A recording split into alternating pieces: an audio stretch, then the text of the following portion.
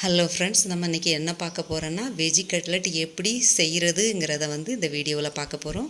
அதுக்கு 3 உருளைக்கிழங்க நான் நல்லா வேக வச்சு தொலியை ரிமூவ் பண்ணி மசிச்சு எடுத்துக்கிட்டேன். 3 கேரட்டு, மிடில் சைஸு 2 பெரிய வெங்காயம், போதுமான அளவு மல்லித்தழை, 3/4 டீஸ்பூன் கரம் மசாலா, 1/2 டீஸ்பூன் மிளகாய்த்தூள், தேவையான அளவுக்கு உப்பு. உங்களுக்கு காரம் வேணும்னா நீங்கள் போதுமான அளவு மிளகாய்த்தூள் சேர்த்துக்கோங்க. அதுக்கப்புறம் 2 டீஸ்பூன் மைதா எடுத்துக்கிட்டேன்.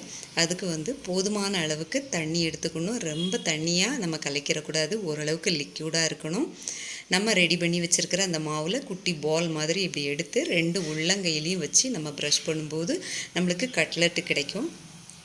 அதை நம்ம ரெடி பண்ணி வச்சுருக்கிற அந்த மாவில் நம்ம 2 பக்கமும் படுற மாதிரி நல்லா டிப் பண்ணி இந்த மாதிரி நம்ம எடுத்துக்கணும்.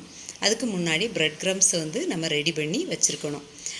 நம்ம ரெடி பண்ண இந்த கட்லெட்டை எடுத்து அந்த ப்ரெட் க்ரம்ஸில் போட்டு 2 பக்கமும் நல்லா க்ரம்ஸ் படுற மாதிரி நல்லா ரொட்டேட் பண்ணி எடுத்துக்கணும். இந்த மாதிரி எல்லா கட்லெட்டையும் நம்ம ரெடி பண்ணி வச்சுக்கணும். அதுக்கப்புறம் தவாவில் நம்ம அதிகமான எண்ணெய் இதுக்கு நம்ம எடுக்கவே வேண்டாம். 3 டீஸ்பூன் எடுத்தாலே போதும். அதே போல் மீடியம் ஃப்ளேமில் வச்சு வேக வைக்கணும். ஏன்னா 2 பக்கமும் நல்லா குக் ஆகணும், கருகக்கூடாது. அதுக்கப்புறம் நம்ம ரெடி பண்ணி வச்சுருக்கிற எல்லா கட்லெட்டையும் தவாவில் போட்டு ஒரு பக்கம் நல்லா ப்ரௌனிஷ் கலர் ஆனவுடனே அப்புறம் அதை நம்ம திருப்பி போடணும்.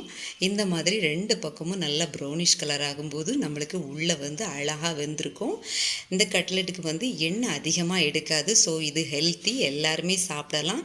நீங்கள் அதனால் இதை ட்ரை பண்ணி பாருங்கள். ரொம்ப டேஸ்டியாக இருக்குது.